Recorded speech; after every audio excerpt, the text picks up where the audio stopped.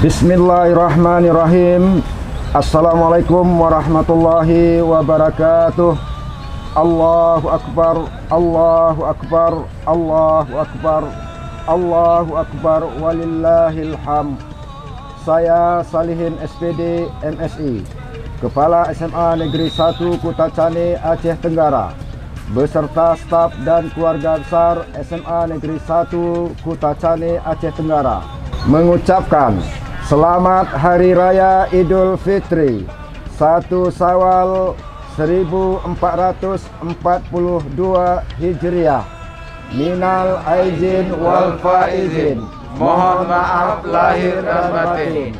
Wassalamualaikum warahmatullahi wabarakatuh.